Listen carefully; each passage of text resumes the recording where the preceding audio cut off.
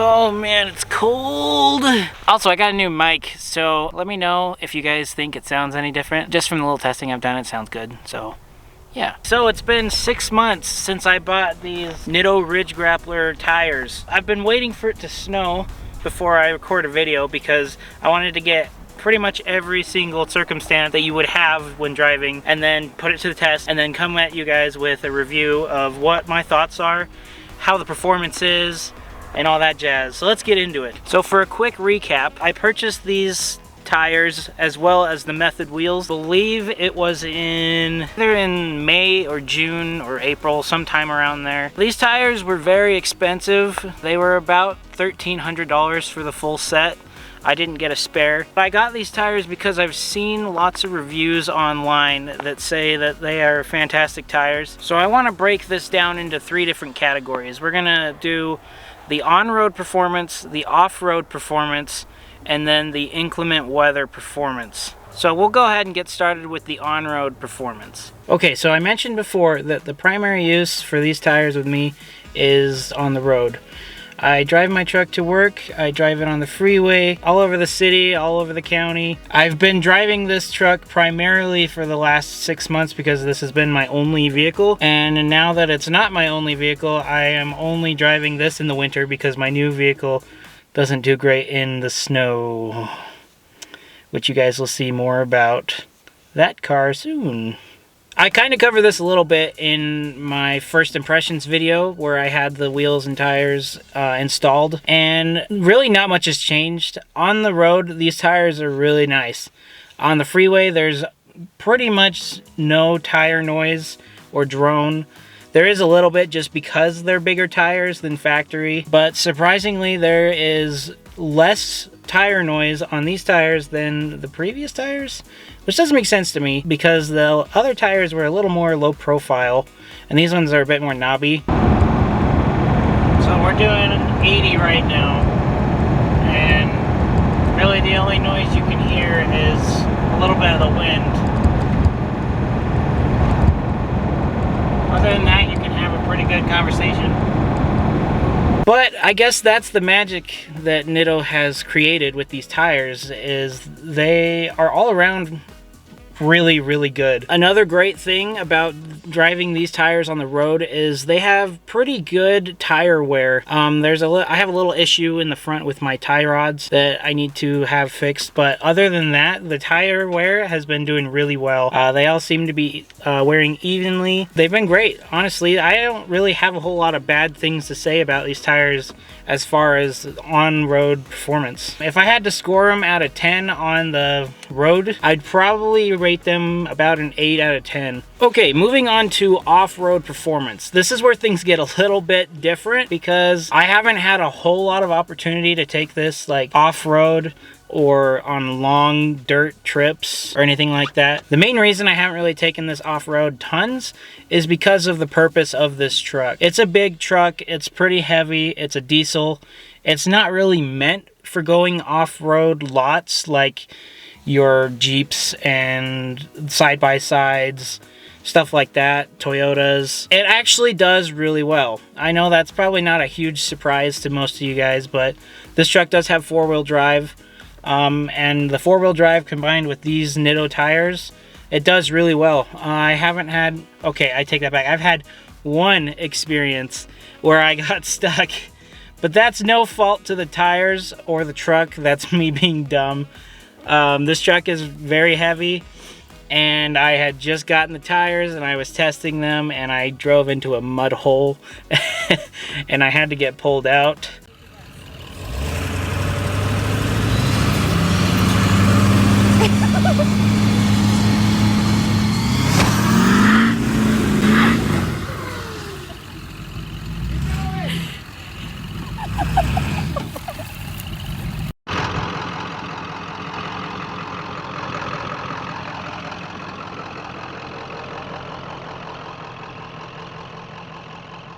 But like I said, that was me being the big dumb. These tires did really well up until I sunk the truck almost in the mud. I've taken the truck on some dirt roads, and really that's not a very fair comparison because most of your cars can do pretty well on the dirt roads. But the tires have been doing very well. Besides that one moment, I haven't gotten stuck anywhere, knock on wood. Fake wood. There is no wood in this truck. Knock on wood. But they're comfortable off-road. I haven't had to air down yet. I'm sure I will have an opportunity where I will. So as far as off-road performance, seeing as how this truck is not a rock climber or in the sand or anything, it's mostly dealing with the Utah dirt and rocks. It has been doing very well for me so far for my needs. If I ever have an opportunity or a chance, unfortunate moment where I need to rock climb or something like that, I will update you guys on how the tires do then. For overall, on an off-road performance, I would have to give these tires like I'd say a 7 out of 10 or 7.5 out of 10. They've done very well for me. They haven't let me down at all yet. I think these are great tires for off-road as well. Okay, now for inclement weather. This is the biggest thing that I have been waiting to test, because I live in Utah and it snows a lot here, and it's like big snowstorms where we could have 1 or 2 feet. I know some of you Canadians or people in the north are like, oh, 1 or 2 feet, that's nothing. But regardless, it is snow on the ground. It makes driving a bit more complicated. So I wanted to wait until we get a snowstorm to make this video, which we finally did. 3 actually. We had our first snowstorm and we got about 1.5 feet of snow. The tires, I was actually really excited to go drive the truck because I hadn't driven with these tires in the snow yet. And to my surprise, the tires did amazing. I'm sure that's not a big surprise to a lot of you guys, but I'm used to driving Subarus in the snow or front-wheel drive vehicles in the snow, where I feel a lot more planted just because of the all-wheel drive system. This truck in 4-wheel drive with these tires, I haven't had a single problem in the snow. There was lots of people getting stuck during this last big snowstorm, and I haven't been stuck yet. Again, knock on wood. The tires do very well. I've noticed that they have more of a softer compound, so they're able to grip the snow a lot better, and so you're not sliding very much. 2-wheel drive is a little bit of a different story, but that's just because my truck, it's got that one wheel peel.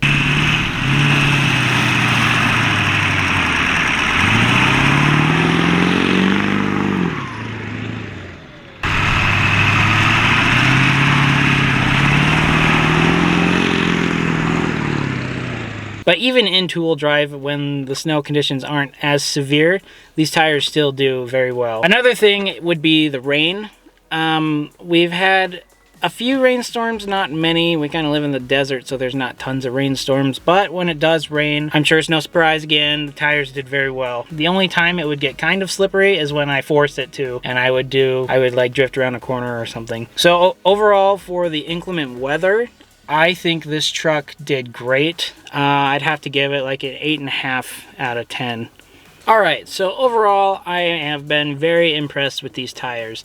They've done everything I've needed them to, except for that one experience, which was my fault. These tires have been amazing. The only downside I can really see about these tires is the price.